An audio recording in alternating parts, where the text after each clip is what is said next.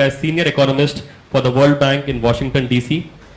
He was the Secretary of Performance Management during 2009 and 2014, during which he designed and implemented the performance monitoring evaluation system covering 80 departments of Government of India. He is known for his commitment to make ministries and government departments accountable and performance driven. He currently works as a senior fellow and adjunct professor of public policy at the Indian School of Business. He himself, I was a student of his course which he took for us last year, the Government Performance Management course, and by far he was one of my favorite faculty members, and I hope you all enjoy his talk. Thank you. Thank you. Thank you very much, Shobit. Thank you. And then I think this is working fine. We'll just, no, thank you. All right, thank you very much. I come here not to preach, but I come here to speak on a cause that I truly believe in, and that's the only reason I'm here. And I hope some of you, and this is really my great wish and desire, that one of you, maybe many of you, will go on to become presidents, prime ministers, chief ministers, who will change the country for the better. That's our only hope, because the current crop, I'm afraid, I've kind of written off, and I'm working on the next generation. That's really my long-term plan. So thank you very much for having the patience. I'm so sorry. We'll not go into the details of why I'm here at the time I'm here, but let's put it this way, that I'm glad to be here.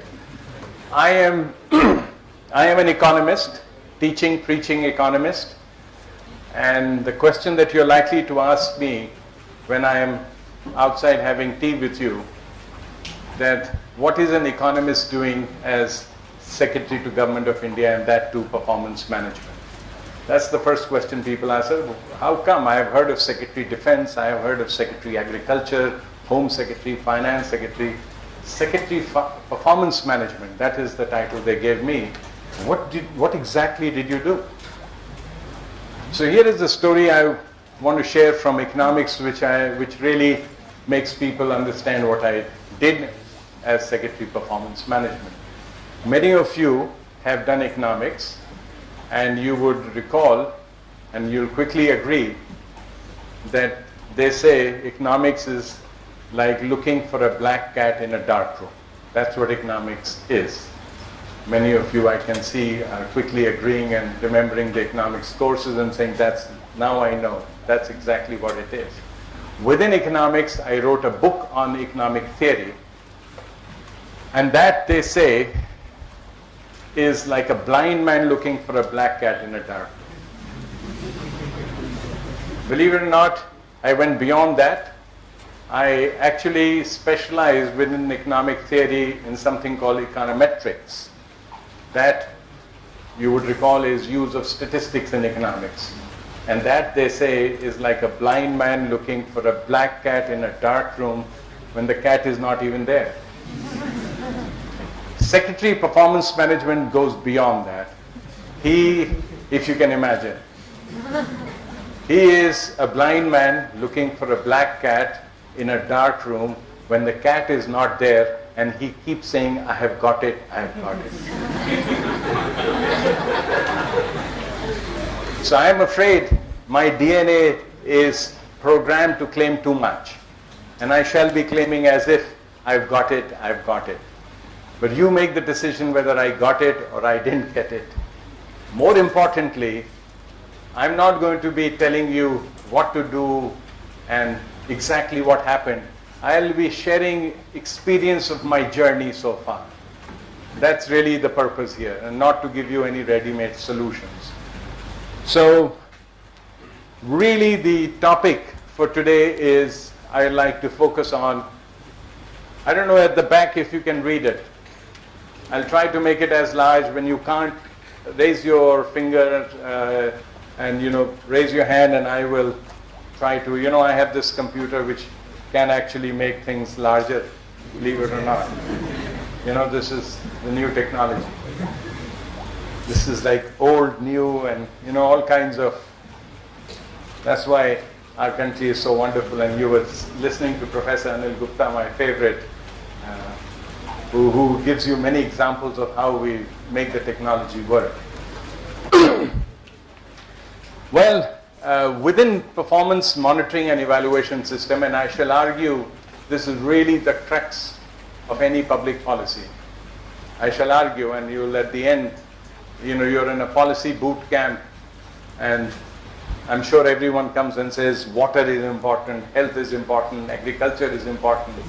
But above all, it is the ability to get things and make sure things are happening is important, whether it's water, electricity, whichever area of public policy that you're dealing with. Correct? Within the performance monitoring and evaluation system, I want to focus for this afternoon on something called the results framework document, and I'll be happy to share with you experience, because this is something I was involved with the birth till now. I'd like to, for this afternoon, divide my presentation as follows. I like to talk about what do we do? What is this RFD? What do we do? I mean, when I say, this is really, I've just retired from the government and I've joined the Indian School of Business on the faculty. I'm teaching at the Kennedy School of Government in July. So I'm now back into academics. As Shobit said, in 1987, I got my chaired professorship at IIM Calcutta, and I thought that was the end of life. This is all bonus since 1987. Because for academics, being a chaired professor at the end, what else do you want? That was it. I didn't aspire anything. Everything that has happened is all bonus in a sense. So when I say what do we do, is what precisely did I do when I was in the government? What did we do? Second, what is new about it? Everybody brags about I do this thing. The onus is on the speaker. So what? What's new about all this? It may be new to the audience, but you have to prove that it's new to the world, not to the audience. Audience may say, yeah, this is the first time I'm hearing. But you've got to make the point that this is indeed something new, innovative, and has contributed to the world well-being. So that really is the second question.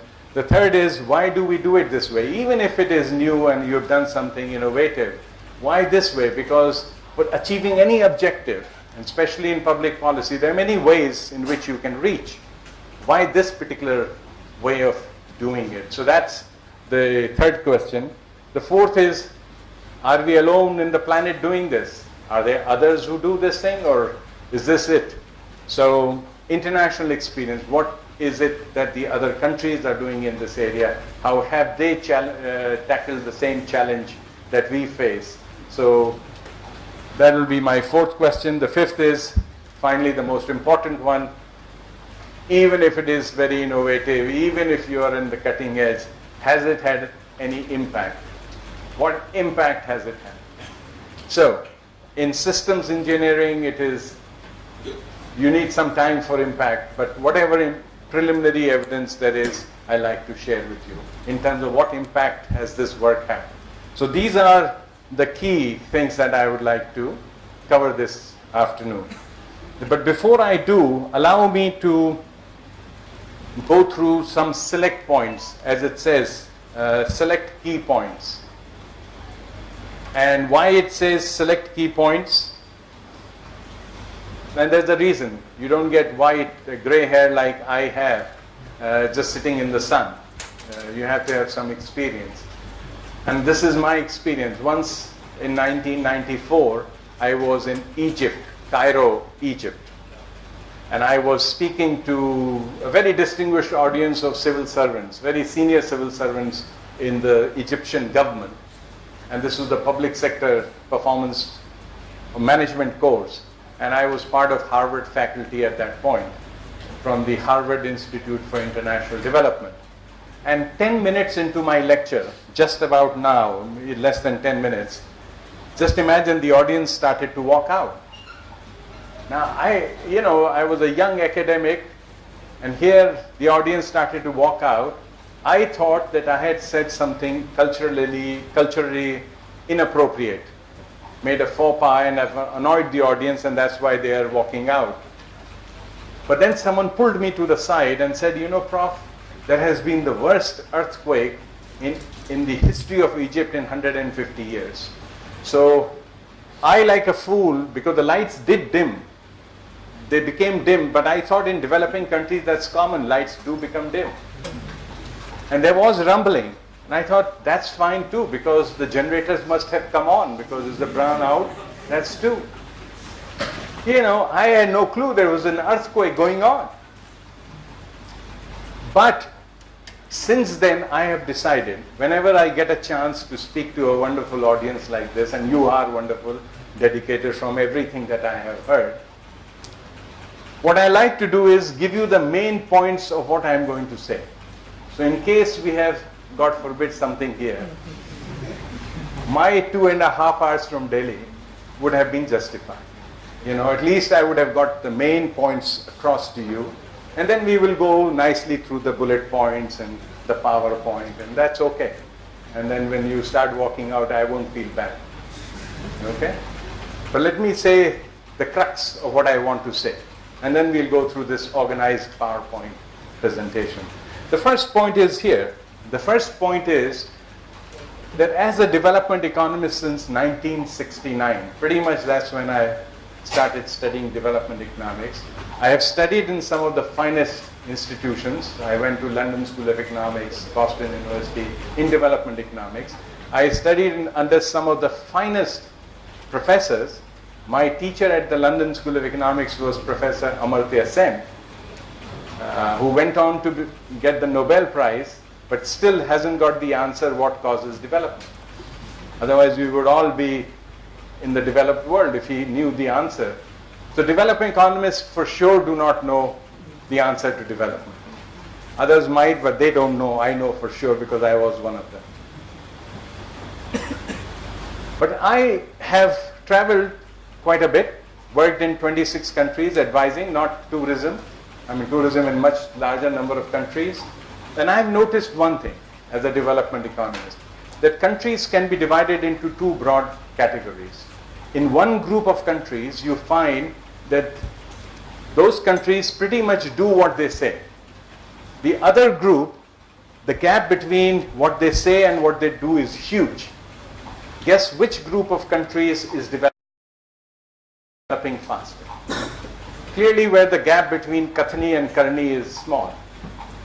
Where what they do, what they say. Right? So that really is the key. The ability of the governments to implement their policies, programs, and projects is the key determinant of the rate of growth, development, everything. In this 21st century, believe me, making policy has become quite easy. If you want a policy on malaria eradication, you just Google, you'll get, trust me, do it, 65 million hits. Anybody who is worth anything has got a toolkit. The World Bank, the Asian Development Bank, the World Health Organization, the Caribbean Development Bank, everyone has a toolkit, a policy kit. So answers are available. And with this wonderful Word, MS Word technology where you can cut and paste and globally search and replace, you can cut and paste and get a policy close to best practice. But try implementing it. Making policy has become easy. You don't need to go to far off places. Sitting here, you can listen to the experts. You're listening to Professor Anil Gupta, you can listen to anybody. Long distance, Google, you can get all the information. But try implementing it. So the competitive and the race among nations will be won by those countries, not those which make great policies, but who have effective implementation of the policy. Okay? And our tragedy is, you know where we lie. I shall not comment on that. The second point is that fortunately, implementation does not require you to get a degree from MIT, Harvard, or some place like that. It's common sense. It's really about effective follow-up. How well you follow up. How well, which is another name for monitoring and evaluation and results-based management. So the Quality of implementation of public policies depends on how well they are followed up and how well. You will be amazed, and I will define what effective follow-up is. Not any follow-up, effective follow-up, right? That's what it takes. Because, I mean, you know, sometimes people say, oh yeah, it's easy for you to say. You know, I worked in the Cabinet Secretariat, which is under the Prime Minister's office. You would expect that whatever the Prime Minister or the Cabinet Secretary say gets done. Well, unfortunately, that's not the case. That's not the case. Many things they say do not get done. But what we followed got done. If he picked up the phone and said, look, this has not happened, that would happen. So it's about follow-up, not just writing an order, please do this. In India, we have such a huge backlog of policies that we have not implemented. And yet, we are great at generating ideas, not at implementing ideas. In fact, we should just simply meet. This boot camp should be on implementation. All ideas are there. You know, people come and rehash ideas as if for the first time this is being done. You know, there are lots of Administrative Reform Commission reports, everything. In fact, whoever comes, you should say, sir, you know, which part of it is brand new and which part you're repeating. You must find out what's new about this. So, implementation is the key. Now, degree of accountability for results is synonymous with evaluation. And which is absolutely true. And evaluation is not something new. Evaluation has been around for a long time with us. Those of you who have some idea would know what the difference between evaluation, monitoring and evaluation is. We tend to think they are the same, but they are not. Evaluation is when you make a judgment whether something is good, bad or ugly. And monitoring is the process of ensuring that you get the final result. To give you a simple example, if you talk about taking a flight between, say, Delhi and Mumbai, you have choice of 5-6 airlines. You choose the airline which gets you the fastest, the quickest, charges you the least, and you have a good experience in the flight. That's your criteria. That's evaluation. You say that's a good flight. But for you to reach from Delhi to Mumbai, the pilot has to monitor a huge number of things. The pilot has to look at the tailwinds, the headwinds, the temperature inside, outside, the fuel, the balance of weight within the aircraft. I mean, this is the picture that the pilot is looking at, and it's not a pretty one. I mean, look at the number of things the pilot is looking at. Just imagine if a passenger was put in charge here, how long the plane would fly. The passenger would really freak out looking at so many lights, won't even be able to figure out. So monitoring and evaluation are different. Here the pilot is monitoring. He needs to monitor all these parameters and indicators to ensure that you have a safe flight, and you call at the end, you say, that was a great flight. Okay? So that's really the job of the evaluation in government. Also has a history. It's not sometime for the first time it's being done. For instance, budget used to be the classic way in which the performance of the government was evaluated. Then people say, well, budget is not satisfactory. People introduce what is called performance budget. For those at the back, it's performance budget. People said that's not satisfactory. They introduced something called the outcome budget. They said that's not satisfactory. Then they introduced something called RFD. The difference is that budgets were focused on financial input. This I'll have to expand for my friends at the back. The budget. Financial input. Performance budget were focused on financial inputs plus outputs and activities were added to the financial inputs. So the scope of performance budgets was increased. Outcome budgets were increased further. Outcomes were added in addition to activities and outputs to the budgets. So they became outcome budgets. RFD, which is the central piece that I am going to discuss today, is a further improvement on all this. It's the most comprehensive definition of performance for a department.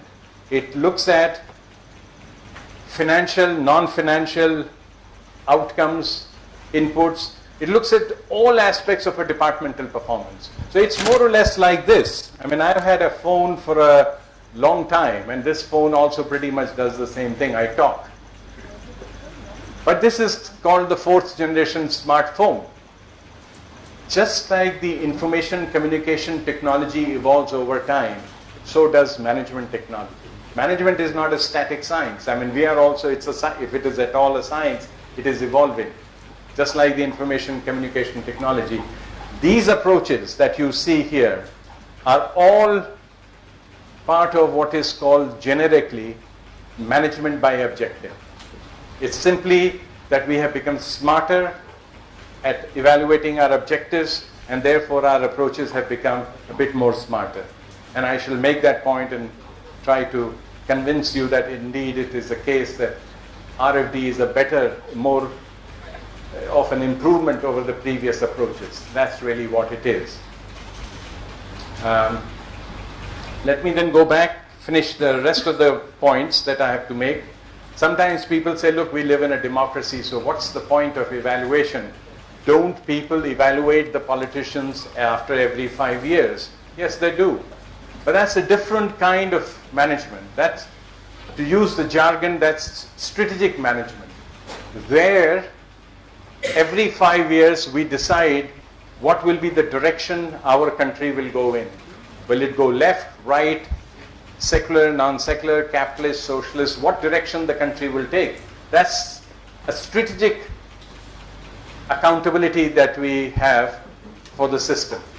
But even if we elect a government which says, I'm going to go left, it doesn't guarantee that the government will move to the left. It's just the direction we have voted on. To move the government in the direction in which it has promised us, you need a government performance management system. So that's what we are talking about. In my view, it is an essential complement for democracies. If democracies don't have this, then democracy will become a system of empty promises. Anybody can promise anything. I'll give you right to education, right to food, right to water, right to everything. But deliver nothing at the end. Right? And that is why I'm saying cut the chase, come to the final right, and someday it's not very far. In our lifetime, you'll see a politician who gets up and will give us the right to print our own money. Say, okay, go ahead, print your own money. Just go get a HP printer, put your picture, and go. I give you the right to print your own money. That's it. Then I can buy education, food, anything. So this is a complete sham, giving rights without costing them out and without any accountability for delivering. Correct? So performance management systems are a complement to ensure that what has been promised, the government can move in that direction. There is still quite a bit of gap, and we will talk about that. Evaluation is one of the 3 systems. You should not kid yourself that by evaluating you'll solve everything. You must have good information. Without information, you can't even begin to evaluate. But even if you have good information, and you have the finest evaluation system, the greatest information system, we are all human beings, and we need an incentive system. We are not Mahatma Gandhis and Mother Teresa's that we will just work for the heck of it. So there is an incentive system. So what you need is 3 systems: information system, an evaluation system, an incentive system for all to really improve performance of any organization, of any entity. The other point that I'd like to make is that accountability for results trickles down. We must not start these innovations at bottom level. If you can't hold the top accountable, forget about it. You'll never have accountability. So people who start by holding lower levels accountable never succeed.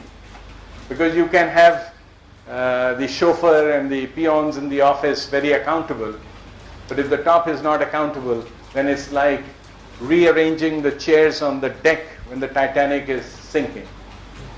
Titanic is sinking and you're just doing small little stuff here and there. That's not going to happen. Finally, performance evaluation is different from performance explanation. In the government, whenever I asked for an evaluation, people would come up with excuses and explanation why things could not be done. Of course, when things don't happen, there is a reason why they could not be done. But evaluation is not about explanation. It's about coming to the conclusion whether it's good, bad or ugly, it succeeded or failed. Why it succeeded, why it failed, of course there are reasons. And that's a separate exercise. It should be done, but you have to keep them separate. Because if you mix explanation with evaluation, you have hodgepodge, fuzzy thinking. It's neither explanation nor evaluation. You don't know what it is, frankly. So you have to keep the two separate. That's the point. All right, I think the essence of what I have said so far is this, that in my view, economic development depends on implementation of policies, programs. The quality of policies and program is a second order issue. In modern days, there's enough information available. You have to really try hard to make a really bad policy, in my view. Bad policies have become very difficult to make because there's so much information, so many experts, newspapers, and policies are normally put on the web page and comments are invited. I think this has become so common that making totally bad policies, not impossible, but becoming harder and harder. You have to try hard to make a bad policy. But implementation is really the challenge. We spend so much energy making policies that we forget and we think that policies will self-implement somehow. Our systems of implementation are extremely poor. And that is the central challenge that the country is facing right now. It's not about that Ganga needs to be cleaned. I think this slogan has been there for like 20, 30 years. It's not that poverty needs to be eradicated. We've been doing this for 40 years. But try doing it. As one of the prime ministers used to say, only 15 paisa of the 1 rupee reaches the ground. There's such a leaky system. So implementation is the key. And unless all of you collectively focus and plug these loopholes, putting more money, better policies is not going to solve the problem. It's about implementation. And that's why I said, that's my central message. But making implementation is also not a rocket science. As I said, it's simply about effective follow-up. And I'll talk a bit more and define what is follow-up and effective much more clearly in a moment. RFD is, in our view, the central instrument for effective follow-up and monitoring. And then now the onus is on me to kind of prove that it is indeed the case. If I miss something, please go and visit this website. It's called www.performance.gov.in. For those people sitting at the back, this is what it is, www.performance.gov.in. Everything that I have said, everything that I have not said, all the videos, this presentation and many more are over here. It's a wonderful website. I urge you to, it is the one we were very proud in the Cabinet Secretariat. It's the website of the Cabinet Secretariat, Performance Management Division. Okay? So the other thing that I would like you to do is visit this newsletter. You can download, if you want to read great articles on performance, read this newsletter. It's called Performance Matters. And it's got articles from people. If there was a Nobel Prize for performance management or public management, these people would get it. Unfortunately, there isn't. All right? Now, I have not forgotten your presentation completely, so let's go through these. Now, if there's an earthquake or something, I'll be completely covered. I think you know the basic message is clear. Now we will expand on this basic message. So what do we do? This is what we do. Let me give you the final product of what we did. I don't know if you can see it. Maybe I should expand. This is for the government of Kerala. It brings out an order, the government of Kerala, It's called a government order, that's why, and here all the departments are mentioned and they have a score, if you can see at the back, 69.83, so on and so forth. Well, where is my bag? Yeah. Thank you. I think I have a pointer. Okay. Well, you can see this 69.83 for those at the back, 69. Animal husbandry got 70.98. So these are government departments who have got very precise scores. That is what we did. And you will see this is how we created. Now this is just for Kerala. You know, even more highlighted. Cultural affairs got 86.5, so on and so forth.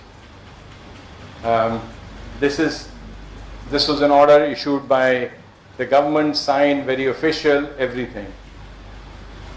This is a news item from Karnataka. This is a report card. If you can see, it says the report card of the state government. Housing got 86.69, higher education got 86.62, so on, so forth. So this is also a remarkable scorecard where you can now see which departments are at the top performing and which are the worst performing departments. Okay? Let me see how many of you, just to test your awareness, I'm going to show you a clip from NDTV, and if the technology works, that is, subject to that. I hope it will, right? You're guaranteeing that? Yeah, thank you. Then now it will.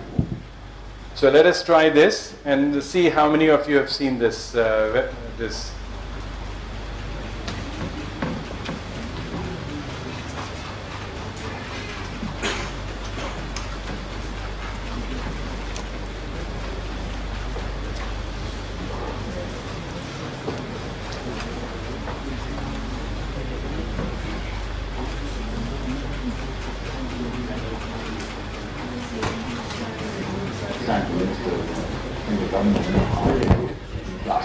The government's report card is out and it's time to meet the toppers and find out who didn't quite make the cut. Well, 1 second. It's time for the Minister's report card. Performance reports of 74 government departments is ready to be presented to the Cabinet. NDTV has learned that the Cabinet Secretariat wants the top ministries to be awarded, but not everyone is happy with it, since in the long run, budgetary allocation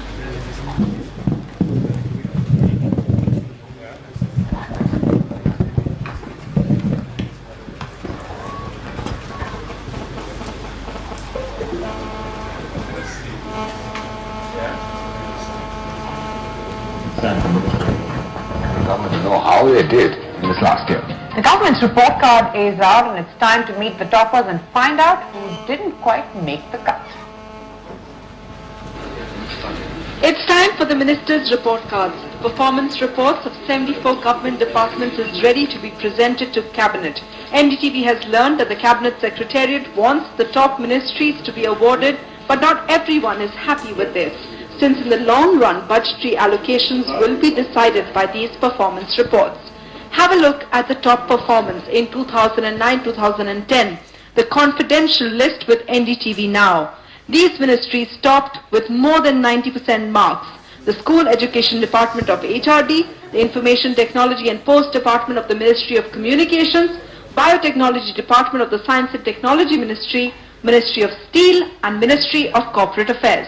However, ministries like the Information and Broadcasting Ministry did not do well with only 60% marks. I'm happy that the ministries have performed well. We live in a democracy, so if there is ever a praise or a criticism of a certain aspect of a policy, we should be able to tweak it depending on the expectations and the aspirations of the people that we're working for. The ministries are judged by the Cabinet Secretariat, the Planning Commission and the Finance Ministry, and it's a tough exam. Ministries getting less than 60% are classified as having fared poorly, and you have to get more than 90% to be classified very good and excellent. Critics say those who did well set themselves very low targets. For instance, they got higher marks for spending more money instead of the quality of their schemes which were implemented. The toppers, of course, feel this is right. Ministry of Corporate Affairs is one ministry, where a lot of improvements have been done. If the e-governance is perfect here. For a long time, public perception of the government used to be limited to landmarks like this, the Shastri Bhavan. But now we can have a more tangible sort of figuring out which department in Shastri Bhavan gets how much marks. Of course, whether those marks are made public or not is going to be decided by the Prime Minister within the next few days. In New Delhi, Sunetra Chaudhary for NDTV. So in short, what was done and the story that I want to share with you is of creation of this scorecard for the top. That was quite an amazing journey. We did it for 5 years. Mr. Modi came in promising he will continue, and we have to see whether he continues. It's part of the BJP manifesto to do exactly the same thing. I thought he had seen this, or some people thought I had written the manifesto. I'll show you the manifesto. It says they want to do exactly the same thing. But as Arun Shourie wrote in a thought piece, quoting Akbar Allahabadi, you might have heard this, in which he said, "Platon ki आवाज तो आ रही है, अभी खाना नहीं दिखाई पड़ा." So I think on this we will have to wait, though I know that the Prime Minister is supportive of this. I met him and he has said that. But we will see. So let's go and finish the story. So the story I want to share with you is, how did we reach to this point? I mean, you have to grant a remarkable thing that you are able to have a scorecard for government departments, a bottom line. I don't know how many of you knew that it exists. If you go, you will find all these documents on the internet, every single thing. The results are placed on the table of the Parliament in the annual report. But the tragedy of modern India is that unless you can get something out of RTI, you're not interested in it. If it's all transparent, people lose interest. They think, well, this can't be interesting. It's all so easily available. Unless you can sort of get it out of the government through force and, have breaking news on Arnab Goswami or something. Till then, it's no news. It's, unfortunate. But that's the way it is. Anyhow, the RFD document, which is the basis for creating this bottom line in the government, is really what I want to sort of go through it before I open up the floor for questions, and then we can have discussion as long as you want. The questions I want to answer are these. What is RFD? How does it work? What are the origins of the policy? And what has been the progress in implementation of this policy? That's really the 4 questions I want to answer. Well, RFD seeks to address 3 basic questions. It has really spread to all 80 departments of Government of India, 800 responsibility centers under the Government of India. Responsibility centers are subordinate and attached offices which are under the department. And 18 states of the Indian Union are at various stages of implementing it. That's a huge thing, and it's extremely satisfying in the last 6 years to see that happen. It happened because this policy is based on common sense. There is no major management theory. We did not go and say, trust us or anything. We said, trust your common sense. See if it makes sense. So we asked them the commonsensical question. We asked the very top, that is the secretary to the government, the question, what are your department's objectives for the year? Did not meet any secretary in the last 5-6 years who said, I don't know the objectives. They all know the objectives.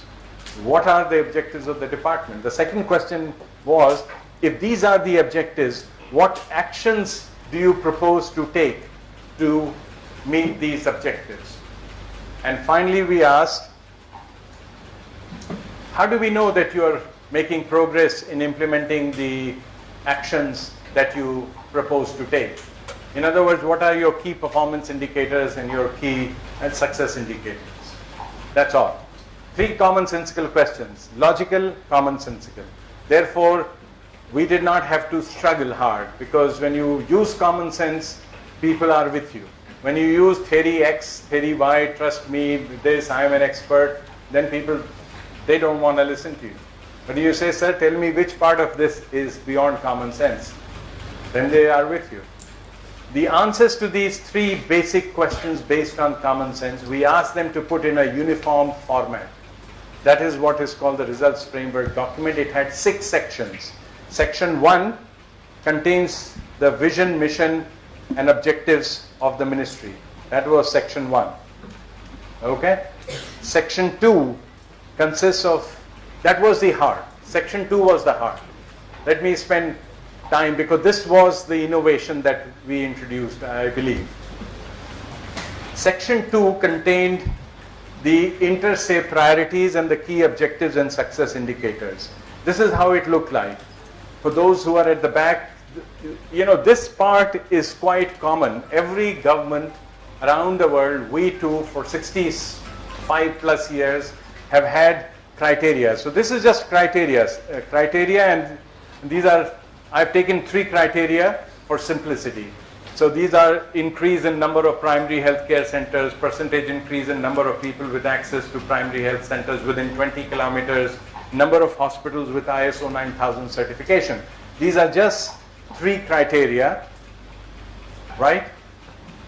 Nothing innovative till this point. Everyone has that. But here is the question I put to you. Suppose a person gives his subordinate 15 things to do, 15 criteria. This is just a simple version to illustrate the point. But let's say 15 things you are asked to do. And the subordinate comes to the boss and says, sir, out of the 15 things that you had asked me to do, I have actually achieved targets for 12. I missed for 3 things. How are you to evaluate that? How are you to evaluate that? Is it good or bad performance? Well, I submit to you, it depends.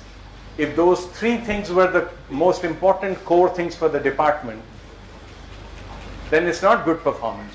You did all the dinky little stuff, you sent people for training, you did Swachh Bharat and stuff like that, but not what you were supposed to do. You even did yoga. But you did not do what your department is supposed to do, that is control malaria. Then it doesn't matter whether you did yoga and Swachh Bharat and all that, right? So therefore, it is very important in government and in many private sectors. What we introduced was priorities. That each secretary was asked, please, you're doing important things, we agree, but tell us the relative priority, which is the most important, which is the least important. So at the end of the year, you're supposed to do the most important ones first and not the least important ones. So if you can't see at the back, let me expand it. So this is really the weight. So you give weights to it, adding up to 100. So 50, you assign 30 and 20. It adds up to 100. That's really the innovation, if you like. What's new? This was one thing. Not many government departments, not any government department ever prioritized what they were doing. There's just big lists of things. At the end, you don't know, hundreds of things. Some things got done, some things didn't get done, but you didn't have an idea whether the important things got done or not. So we decided to prioritize and add this.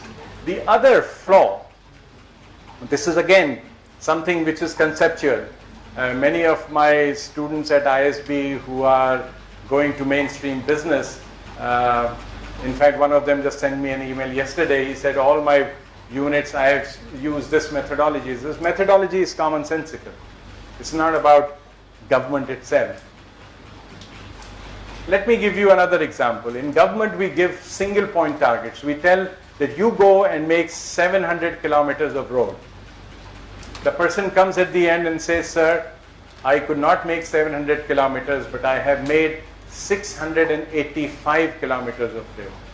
Now, will you consider this good, bad, Good enough? What would you consider this to be? Well, I suggest it depends on the eyes of the beholder. If you like that person, you'll say, Mr. Trivedi, that's close enough, good enough, let's go and have a beer or an orange juice. Depends on where you are. And in Middle East, they'll show John Wayne in Western movies. He walks into a bar and he puts this thing and he says, give me a beer in English, but in the subtitle it says, give me orange juice. So you have to be culturally sensitive. So I quickly changed. I didn't know what the BootCamp rules are. Here's orange juice. Thank you. If you're in the Middle East or you're in the real world. Okay. I'll not put show it under any further pressure.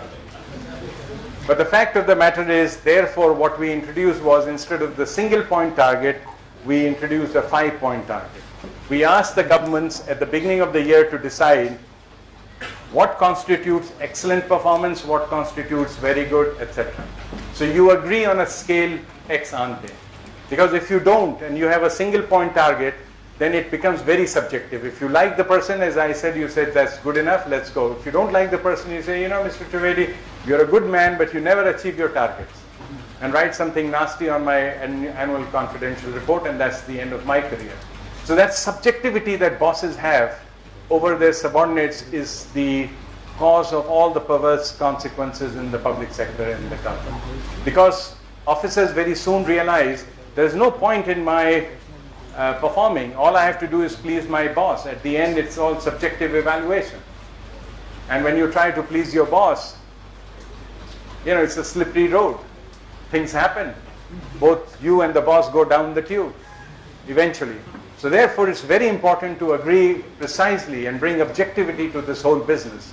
So by having a 5-point scale, you bring an objectivity, you agree ex ante at the beginning of the year what constitutes excellence and what constitutes poor performance. That's really the purpose of this thing. And that is section 2. Section 3 is straightforward. It's really simply the trend values. Just to expand it again so people at the back can see, what you have is, you have the target here this is the target value, and 2 years of actual value and 2 years of projected values. So that you have a 5-year horizon. In the language of some development agencies, it's called the medium-term expenditure framework. Instead of single point, you understand, look, where you have been, where you're going, and today what your target is. So it gives you a better grip on the target itself. Section 4, I'm afraid is very simple. I will not spend time. It's all definitional. It's basically describing, because in the government we tend to use so much jargon that the ordinary citizen can get confused. There are so many schemes, depending on the government. In some governments, all the schemes start with R, where R stands for Rajiv. Now they're all starting with A, where A stands for Atal. But ordinary citizens get confused. RJGY, what is this scheme? JNNURM. So we said that you must explain in the document what is it that you're doing, what scheme you describe it. So that's section 4. Section 5 is interesting. Section 5, one of the key problems of the government around the world, not just in India, is that we work in silos, that everybody works in silos. Ministry of Education does not want to talk to the road and the other departments. But what we do ultimately is a team sport. So if you want to open a school, you need road, electricity, water, everything. So what we said was that if you need others, if others affect your performance, then at the beginning of the year you must tell us how precisely the others will affect your performance, so that we can do about it. So if you are building a school and you need water, electricity, please tell us so we can go and make sure that in those departments the targets are correct, so that you get electricity and water. Don't come back at the end and say, well, I didn't get electricity, I didn't get water, point fingers, complain. That's not going to help us. Be proactive. So the section 5 was supposed to be to break the silos. We did some other things which are interesting. We created team targets. I'll talk about that, to ensure that people work as teams and not as silos. This section was equally important. Section 6, for those at the back, let me again, it is section 6 dealing with outcome impact of activities of the department. That's really the section 6. If you can see outcome and impact, that's what it deals with. Can you see it at the back? Right, good. So, this is important. Many departments did not know why they exist. To give you an example, we have a department called Department for Tribal Affairs. We asked them, what is your outcome? They said, we give scholarships to tribal people. So no, that doesn't sound like an outcome. It may be an activity or at best an output, but that's not the outcome. They said, we also build hostels for the tribal people. So that also doesn't sound quite like an outcome. To cut the long story short, after 2.5 years, with great persuasion, now they put as outcome, for the first time in their history, they are looking at the Human Development Index for the tribal people, HDI. Not only that, their outcome is to reduce the gap of the Human Development Index for the general population and the tribal. Reducing the gap is really the outcome.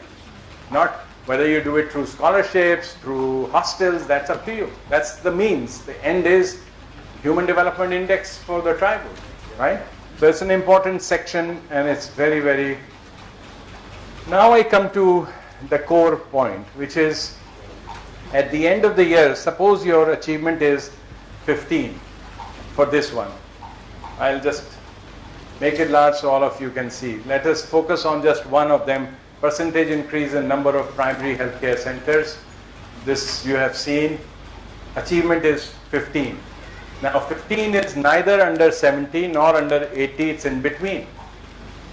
So the score that you would give is neither 70 nor 80, but in between, and that score happens to be 75.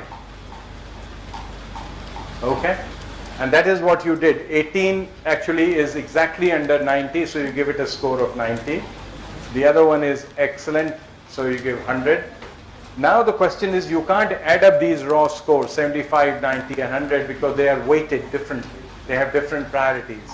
So you have to multiply them with the weights, and you get what is called the weighted raw score. So you multiply 75 with 0.5, this is the weight.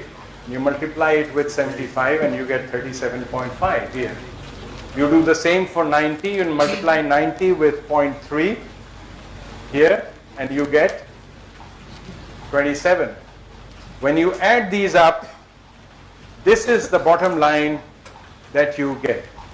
The long and short of the work that we did was create this bottom line, composite score, 84.5. So all the lists that you saw were based on this methodology. This is the essential revolution. That is, what gets measured gets done. If you don't have a bottom line, how do you manage anything? Suppose in the business you didn't have profit or the bottom line, will you be able to manage? Would you know that you're doing a good job or a bad job? Would you be motivated? Can you build teams? The management would collapse. And that's exactly what happens in government, that since we do not have a bottom line, management tends to collapse. Because then you have no goal post. You have two teams playing soccer, but there is no goal post. So they start showing off, they just kick the ball for the heck of it, and they pass, but there is no goal to be scored. Just imagine a soccer match without the goal post. That's government. We are playing a game, activity, running, catching the ball, throwing it to him, and sometimes showing off, doing somersaults, but there is no goal to be scored. So what we have done is, we have really put goal post. So these teams know that it's not just about doing somersaults and kicking the ball in the air and enjoying in the summer, but you have to actually score goals. Okay? That's really the essential part, and that's what you saw. The list that you saw were based on excellent or whatever, were based on. So, the summary of this is how it is. Over the years, this is the way it is. The best way, instead of the numbers, this is the standard deviation above. But look at this one. This is my favorite. This is excellent, very good, good, fair, poor. After 2 years, in 11-12, we had a normal standard, normal distribution on its own. It's not like in a university that we put a curve on the grades. We didn't put a curve on the grades. It's just that which gave us confidence that we must be doing something right, because this is what you would expect, that some people, for instance, I think this pie chart is good. It shows you better that some people, there are 9% of the departments were poor, 8% of the departments were excellent, the rest were in between, fair, very good, and good, right? Now, how does the system work? The system is quite simple. At the beginning of the year, the departments, the secretaries prepare the RFD. We don't do heavy duty monitoring. We only look at the performance once in 6 months. Because, our view is that if you do too much of monitoring, these are big boys and girls, you give them the objectives, they know how to achieve it, that if you're on their case throughout, then you sort of interfere, and that's really the classic micromanagement. So it is management by objectives. You give them the objectives and let them then pursue it, and you just meet them once in 6 months to make sure that there is no tsunami and unknown unknowns which have affected them. That's really the purpose. Otherwise, it's purely management by objectives. How the system works: first, the minister approves the draft. In our system of democracy, the priorities are set by people who have been elected. If they want to do yoga and Swachh Bharat, then so be it, right? Who are we to question? We elected them, gave them 282. They send, however, the draft RFD to the Cabinet Secretariat, where I was based, and we looked and made sure that the targets were consistent with the monies that were given, and they followed the methodology, and they were not having soft targets. And I'll talk about this, what the TV was trying to sensationalize, but it's not that easy to get away with soft targets.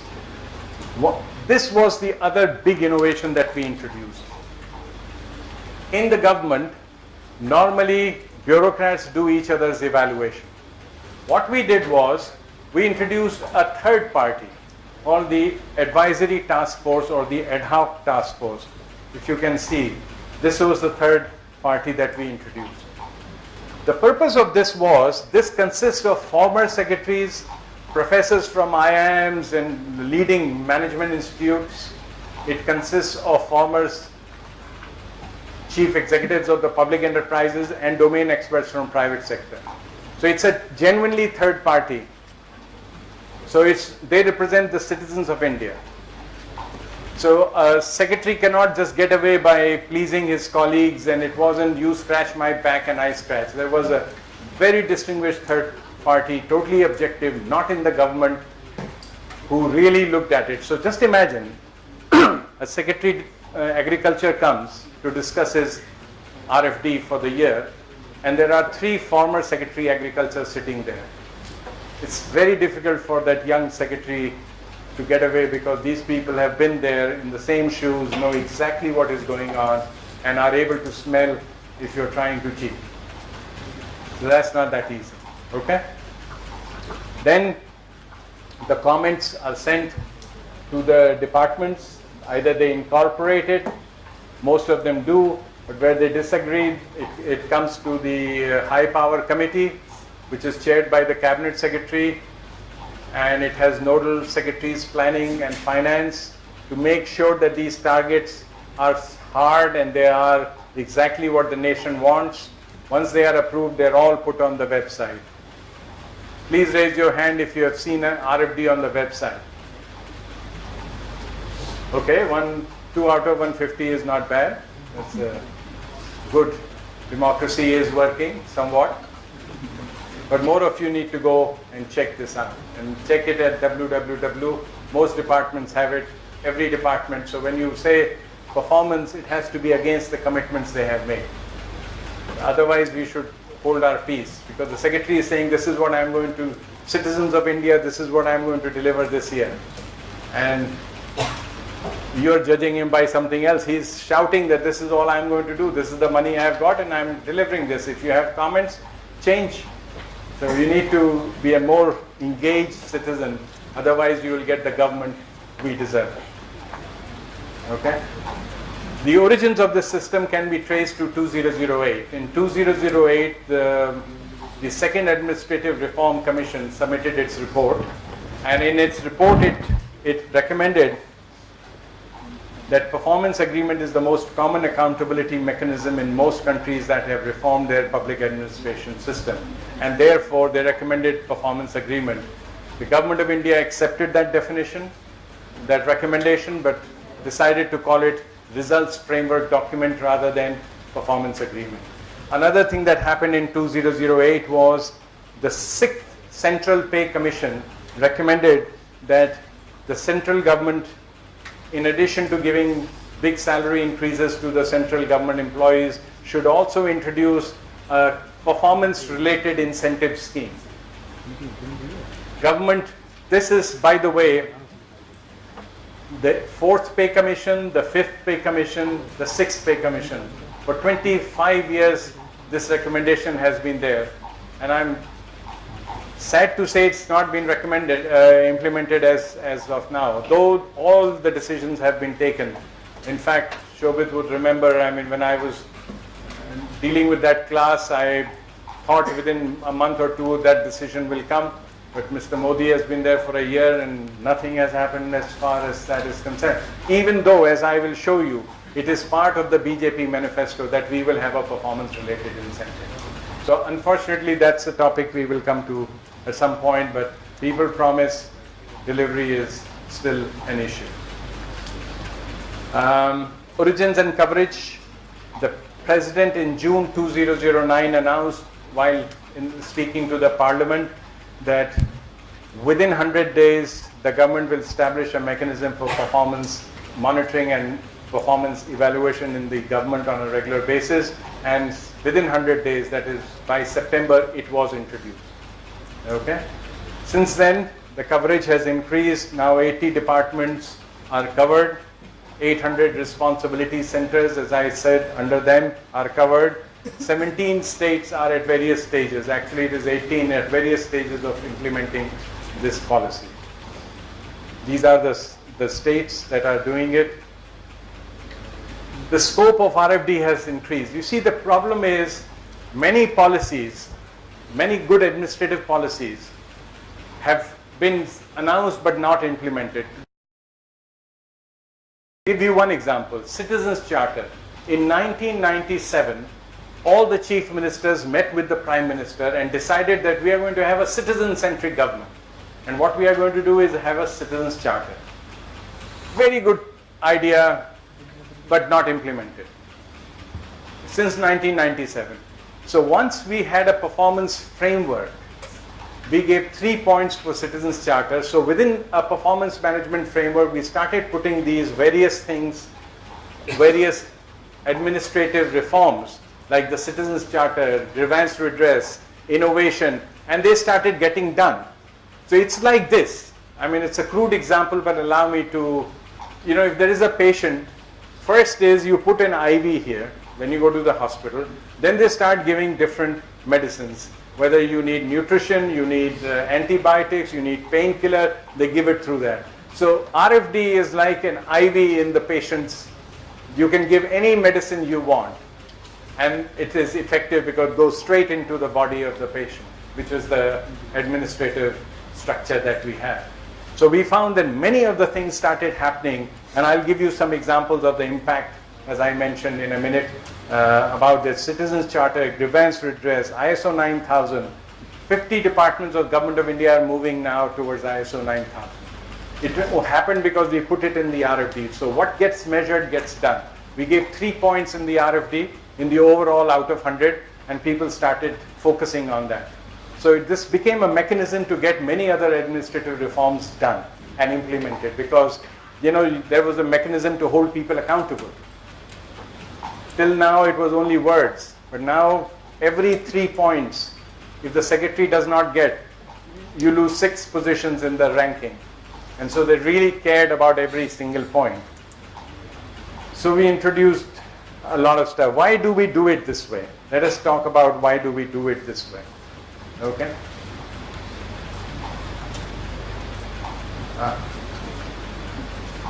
I don't know. By the way, this is something that you should you see, these are the policies: budget, performance budget, outcome budget, and this is RFD. So there is a difference between RFD and the previous ones. Are the objectives prioritized? No, no, no. You understand, I have already gone through it, why it is important.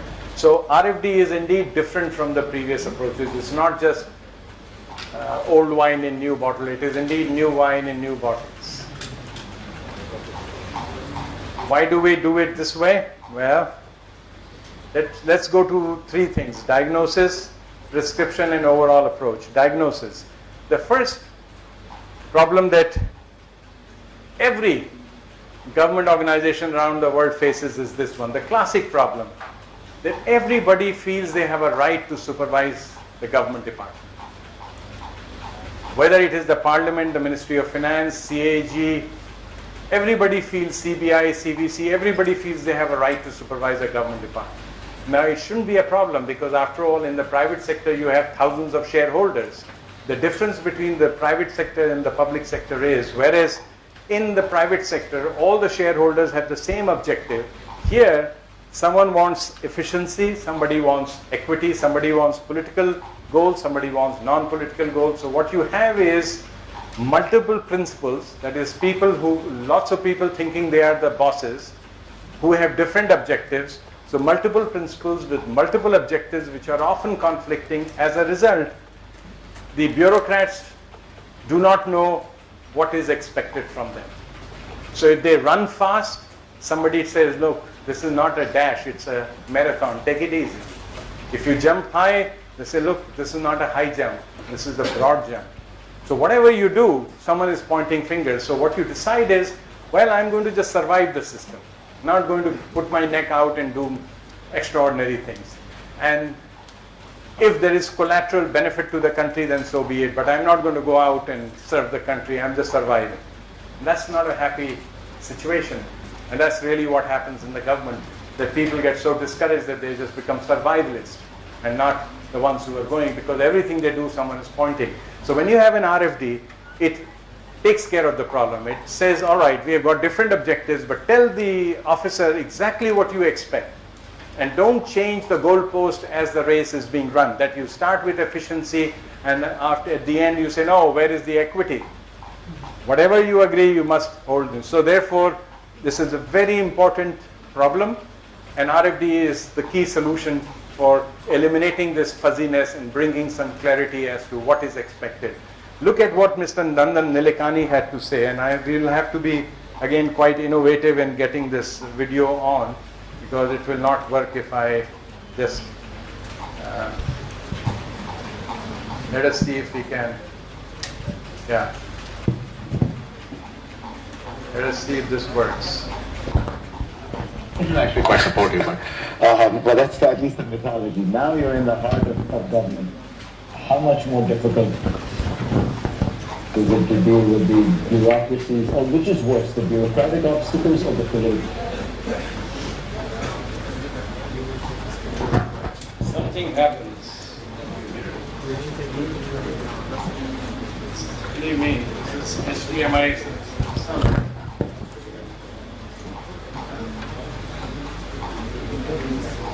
Oh, that's working. This is actually quite supportive. But that's at least a mythology. Now you're in the heart of government. How much more difficult is it to deal with the bureaucracies, or which is worse, the bureaucratic obstacles or the political? Well, I think the way I see it is simply that in the private sector, the number of people you have to convince is much less. You convince your management team, your board, your investors, your... All right, I think we got it. It takes some effort to get it, but we get it. Well, you're actually quite supportive. Well, that's at least the mythology. Now you're in the heart of government. How much more difficult is it to deal with the bureaucracies, or which is worse, the bureaucratic obstacles or the political obstacles?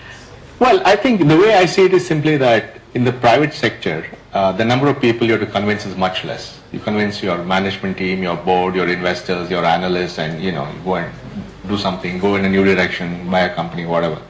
In the public space, you are answerable to a lot more stakeholders. There's the government, parliament, bureaucracy, activists, journalists, the judicial system, the investigators, So I think what I've learned is that the amount of time you have to invest in evangelizing and consensus building is hugely much more in the public space.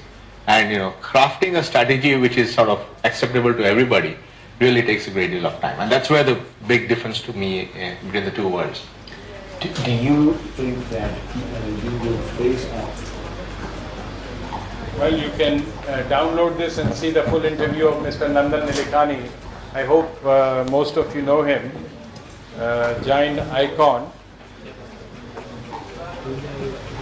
All right, so this is the first problem. The second, let it come here.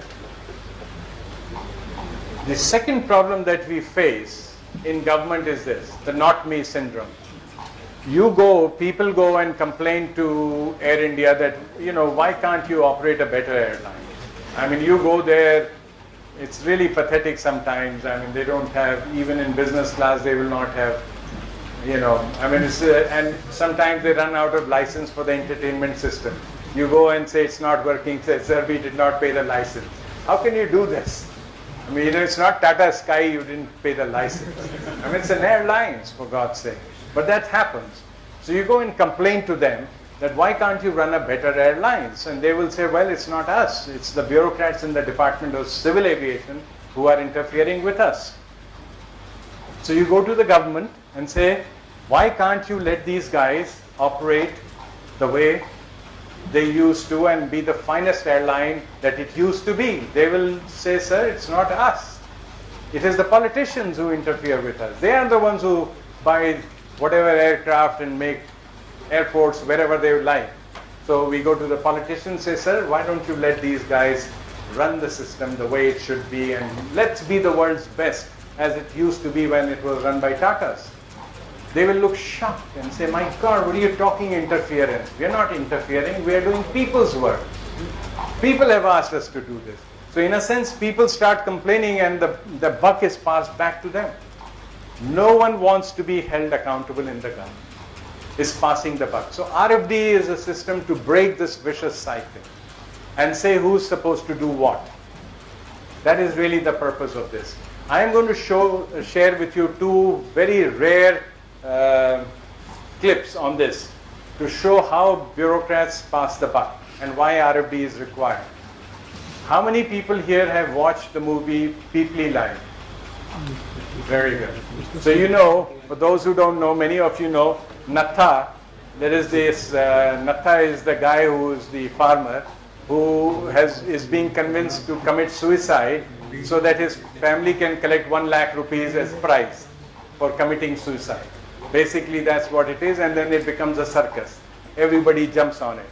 So there are two clips which I wanted, I couldn't get it, so I had to really contact Amir Khan, who is the producer of this, who finally actually sent me the clips.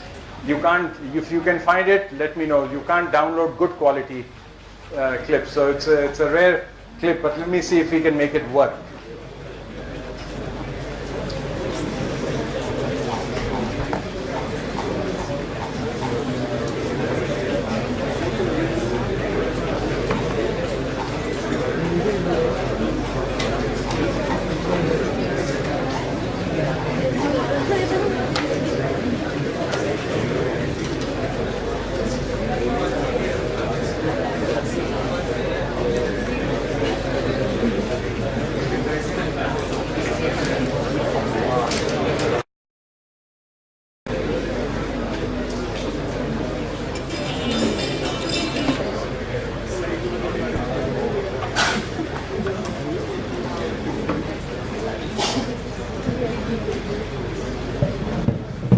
All right.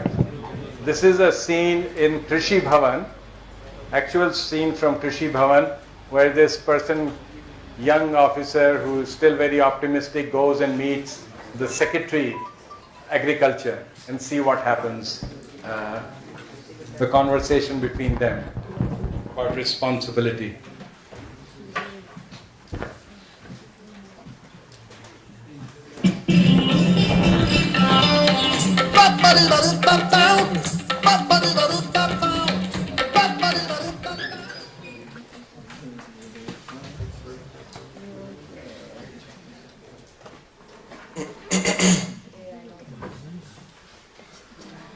Sir, the suicide story is really heating up. The reporters are constantly calling us. Sir, पीपली में 2 पार्टियां इसी मुद्दे पे चुनाव लड़ रही हैं. It's a national issue now. State government हमेशा की तरह सेंटर को ब्लेम कर रही है. सर, एग्रीकल्चर मिनिस्ट्री का कुछ तो रिस्पॉन्स होना चाहिए. चाय पियोगे?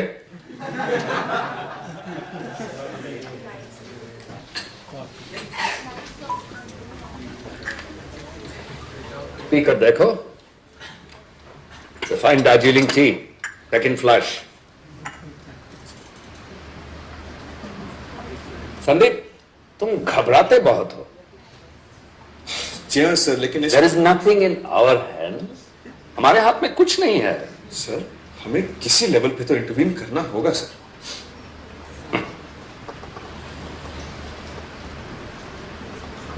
नथा की एक फाइल तैयार करके लॉ मिनिस्ट्री से कहो कि हाई कोर्ट से रिस्पॉन्स ले ले.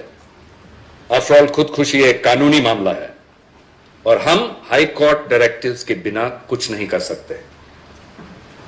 किसी रिटायर्ड जज, जस्टिस शर्मा की एक फैक्ट फाइंडिंग मिशन भेज दो और मीडिया को तो सलीम साहब संभाल लेंगे. So that's the response to a crisis. Let us see if we can get the other one.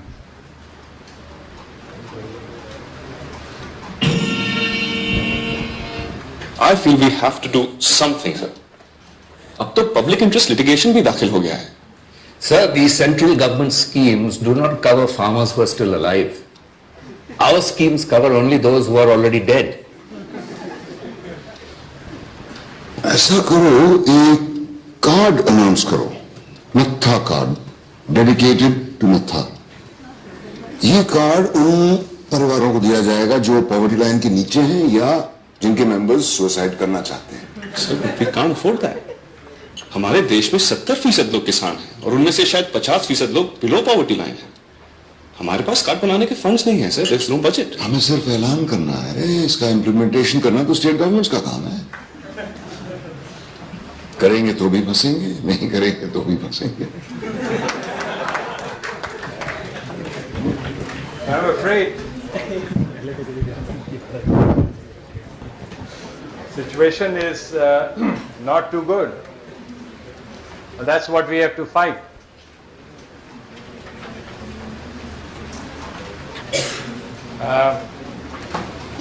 Prescription. How much time do I have?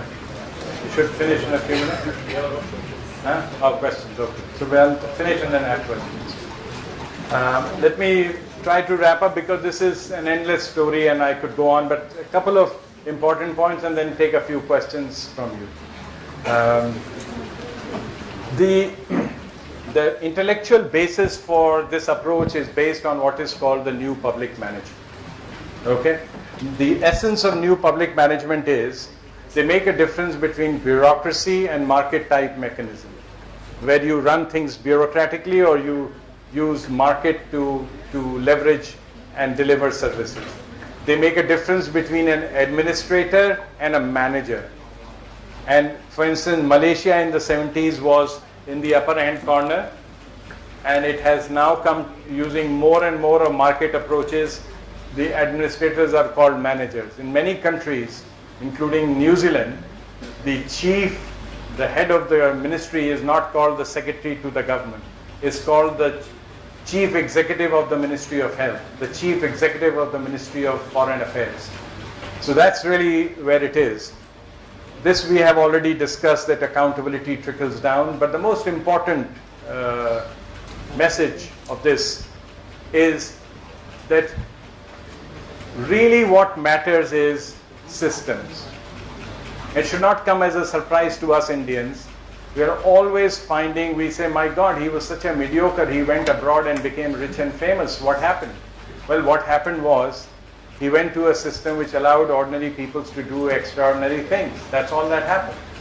Didn't have cousins and aunts to help him.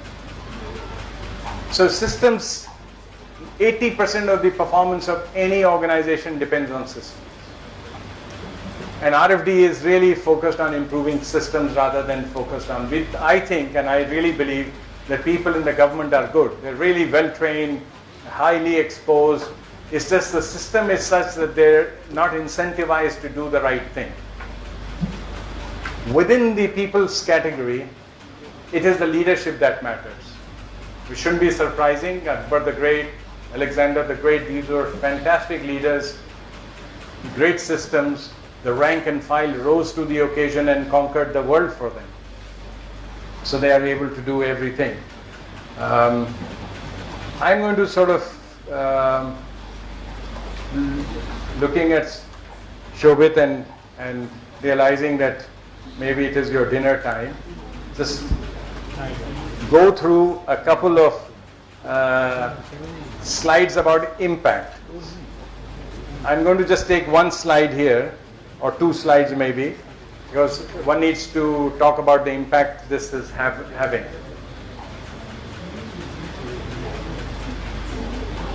If you look at this is grievance redress in 2009. This data is, by the way, collected by a third party and electronically, so there can't be fudging. In 2009, almost 50% of the grievances that were filed were only responded to. In 2009, we included grievance redressal as part of the RFD and gave it 3 points. We said, you have to respond to all the grievances that come to you. And look at, in 2013, what happened. 100% of the grievances are being now responded by departments, whatever is coming to them electronically. Another thing, many of you know that Controller and Auditor General, CAG, audits the departments. And when that CAG finds something wrong, he makes an observation that this was not done right, and it's called a para, CAG para. And this goes to it's called Public Accounts Committee of the Parliament. They look at this and question the department what's going on. So the department which deals on behalf of the government, the nodal department, is the Ministry of Finance. So 1 year, Ministry of Finance in 2010 was hauled up in front of the Parliament and given a big thrashing. They said, look, each year you come and your paras are increasing. They have become 4,216. That means there is a backlog. Nobody seems to care about CAG observations, and the secretaries come and they retire and they pass on the buck to the next person. So they really gave them a dressing down. So the Ministry of Finance came running to the Cabinet Secretary and pleaded that please include dealing with the CAG para as one of the performance parameters of the departments. And it was included in the RFD, and lo and behold, by 2014, from 4,216, they brought it down to 533. So what gets measured truly gets done.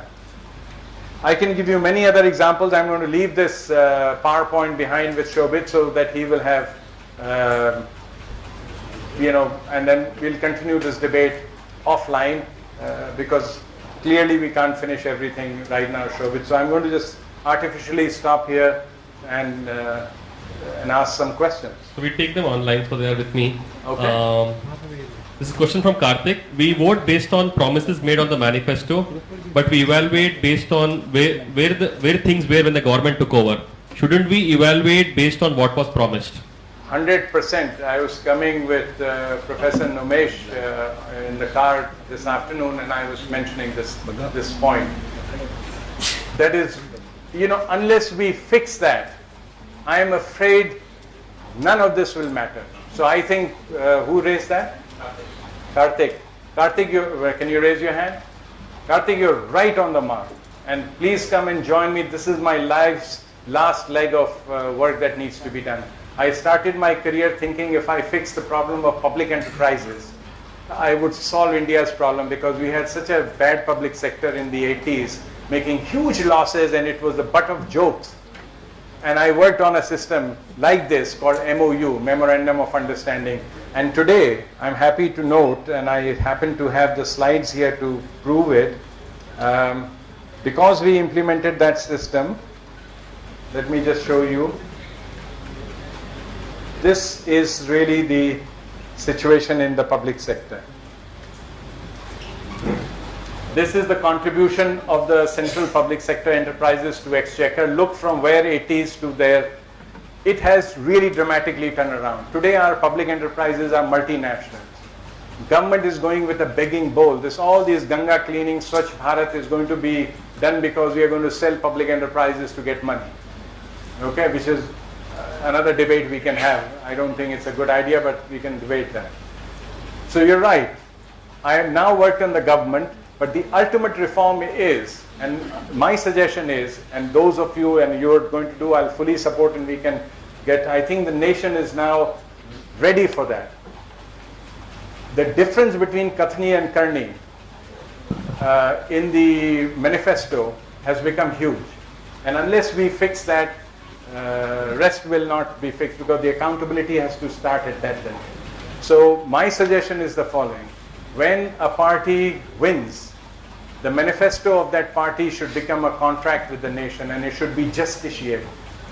That is like any salesman who tells you that if you take this medicine, it will cure you of this. And if it doesn't, you can take them and sue them. The same thing with this.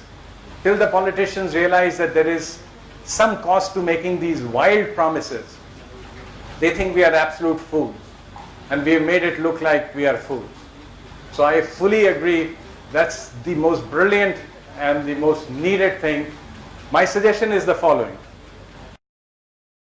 We don't need a constitutional change. I have written on this. I'll give you an article I have published in this area. This has been bothering me for a long time. What we need to do is, if we get million signatures through one of the e-signature campaigns, we can go to the election commissioner, and we have enough sensible people to go to the election commission and ask them that when parties come for re-election, just ask them to submit one more form. Which form? Like they ask for income, for your financial assets, your age, marriage, degrees, everything. And we know people are fudging there. They should ask for one more form, which is, what were the promises you made in the last election, and what have you done against them? And that should be put in the public domain for people to make the judgment. And if you fudge that, the consequences should be the same as Smriti Irani fudging the degree or anything else. Same consequences, that you should be debarred from the election if you fudge. And it should be in the public domain, and you claim too much, someone can prove that you're fudging or you're lying, you're debarred. That will sober up the system. It will bring the difference between Kathni and Karni, and that is really the only way democracies will be saved. Otherwise, what is happening to Greece will happen to us. These people will overspend and kill the democracy. The first round of democracy died in Greece 2,500 years because they took the city-states to war. This round of democracy in modern, because we don't have wars, that many wars, we will go down simply because of our debt. We are going to spend so much. The national debt is going to just kill all the democracies, including US, if I know. So, thank you very much for the question. Brilliant. You want to do something, contact me and let's do it.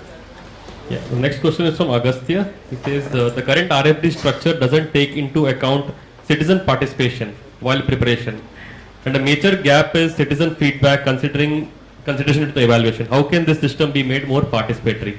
Second, first of all, given that 3 out of 150 people really read the RFD when it was on the, so the first thing is you have to read the document, which is easily available, and give feedback. So the participation doesn't mean that you have to be given money to participate.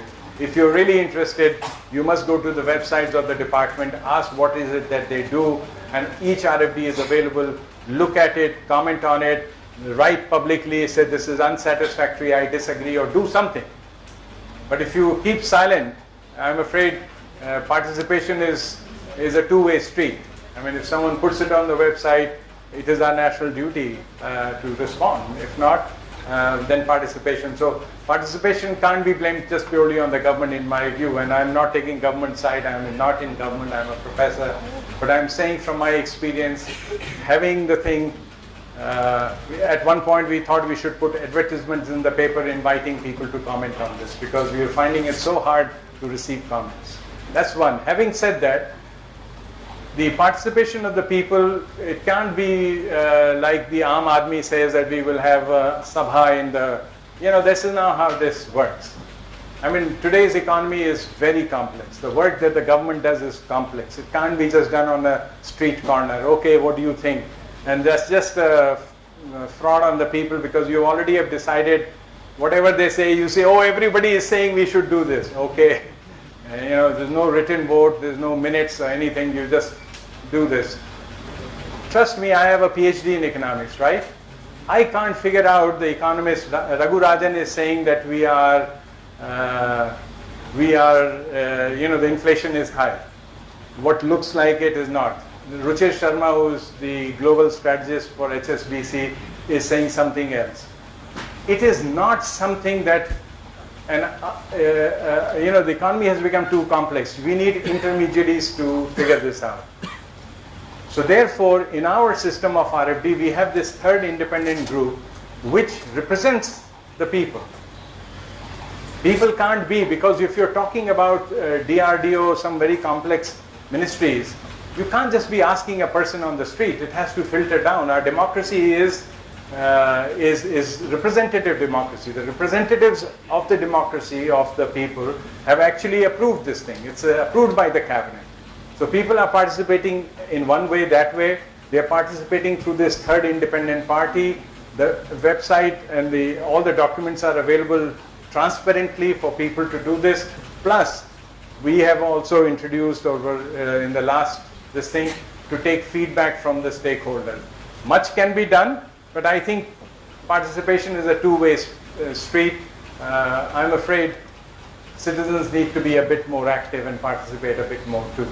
Then government will be under pressure. But just by saying in a theory they should participate, yes, I agree, in theory they should participate. But please participate, not in theory, in actual practice.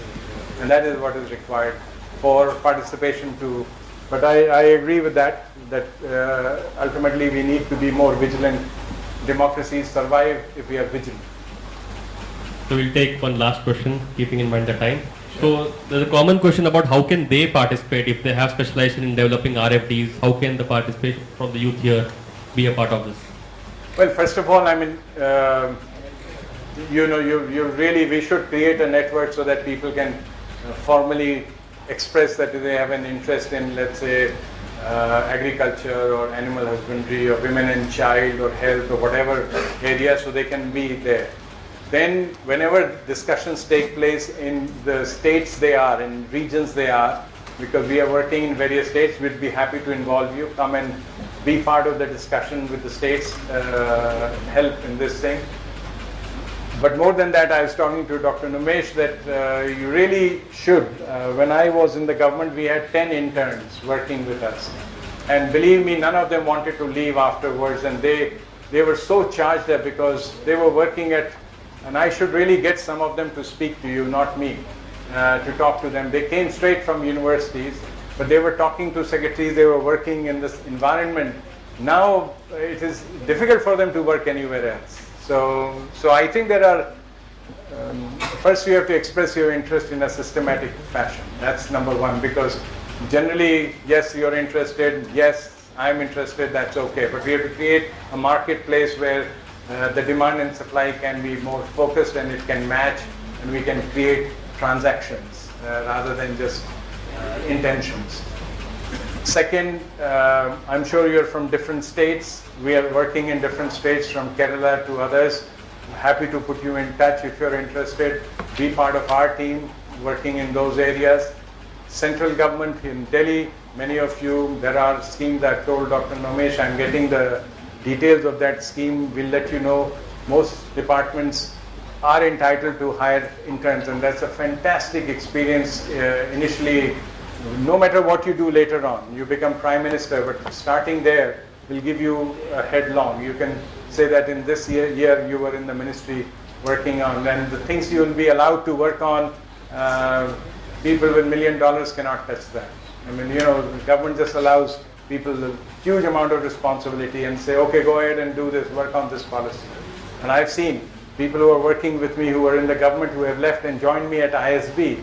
If you see their CVs, they look more impressive than mine. I don't know what they have written because I don't know what I allowed them to work on. So they've written all sorts of things. It's fantastic. I am really pleased. So it's a great opportunity. You need to work, and we'll talk more. I promise Dr.